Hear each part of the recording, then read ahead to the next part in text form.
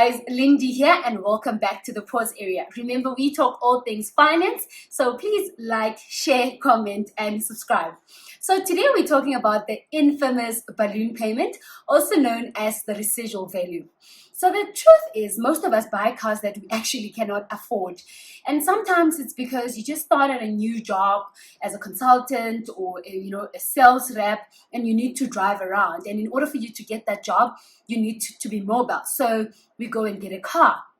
Sometimes it's simply because you're the first person in the family to buy a car, and you want to buy a car that your family is going to be proud of. So you buy a beautiful car that you can come and present to your folks and your family.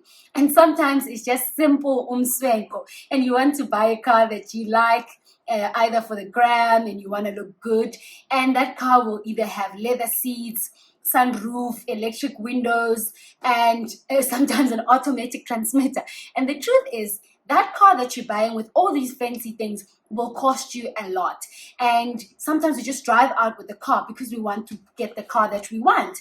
And we end up signing up for balloon payments and buying that car. So on this video, we are talking about what you can do or consider if you've already bought the car and you've got a balloon payment. Because the truth is, there is a lot of content or information on YouTube and out on the internet of people telling you what the balloon payment is and why it's a better idea to take a balloon payment. But sometimes we really do sign up for those terms on a contract, and we already know how bad they are. So yeah, give this video a thumbs up if you find it to be very useful and that information to be helpful. So like many people, I already have a balloon payment. So I took some time to almost do some research and say, if I already have a balloon payment, what can I do? But before I get into that, let's first explain what a balloon payment is. So a balloon payment is a process where you ask for a certain portion of the capital amount of the value of the car that you're buying it on the day that you buy, to say, I can't afford to pay this in my monthly installments. Can a certain portion, sometimes 20 to 30%, can a certain portion be given to me to pay at the end of the term? So for example, if you buy a car that's worth 100,000 and you say, can I get 30% of that car to be in a balloon payment? So basically what the bank will do is give you 30,000 as a payment at the end of your loan term, and then only ask you to pay installments on the 70,000 or the 70,000 that's left from the original 100,000 that the car was worth.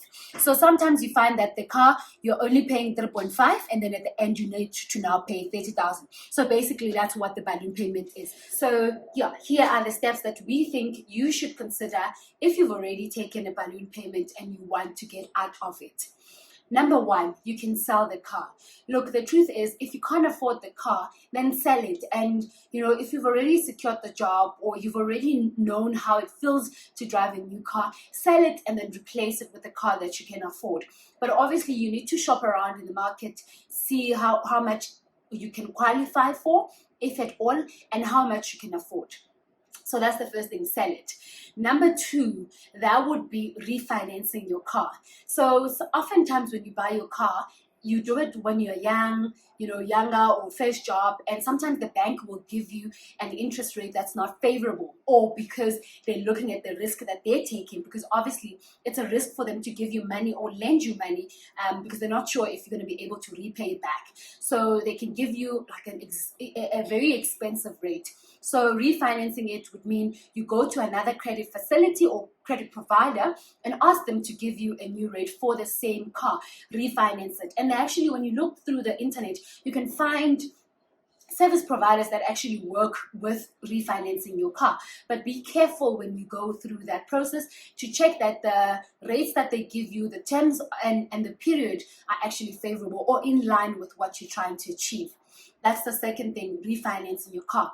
Thirdly, you can actually go back to your original finance provider and ask for new terms. So new terms would be, please relook my interest rate. I mean, for example, if they've given you an interest rate of 13% and now you think you can reduce it to 10%.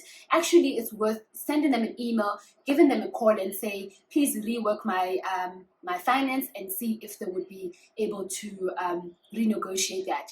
And with step number 3, you can actually use that as bargaining power if you've already done step number 2 of going to another credit provider and asking for your card to be refinanced. So if you go there and come back with a new rate, you can use that as a bargaining tool and say, look, you have given me this rate, I've gone to another bank and this is how much they are offering me. Can you counter it? And then you can go back and forth between the 2 providers up until you get to a point where you get a terms or a rate that is favorable for you. Number 4, you've got the option of going to the people that have lended you the car and asking them to put in the balloon payment as part of your terms. You are asking them to say that 30,000 that I say I will pay at the end of the period, please now include it on the installment that you've given me for the 70,000 that was remaining. So for example, if your installment is, let's say, 3,500 for your car, when you then include your balloon payment, they rework it and then it could be maybe 4,000 or 4.2, then you no longer have a balloon payment at the end. And the beauty of doing that is you also stand the chance of reducing on the potential interest that may be charged.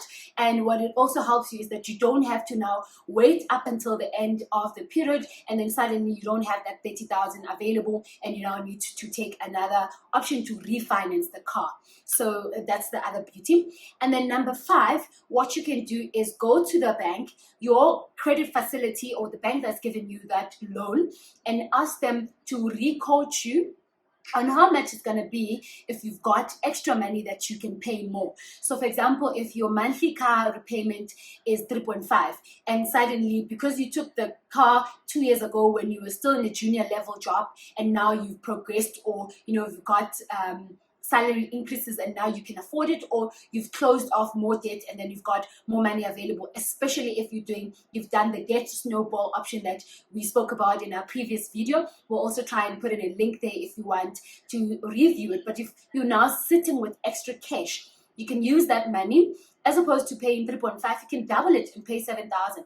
And once you've done that, you can either finish your capital amount before adding the balloon, or you can ask them to add the balloon and you increase your payment. Ideally, number 5, that's where you want to be. If you've been given 5 years to finish off paying your car, there is no reason why you should wait 5 years if you can afford to pay more of it. So quickly do it and then you smash those goals and you smash that debt very easily. So those are the 5 things that we think, if you have a balloon payment already in place, that you can implement to sort of get yourself out of that situation.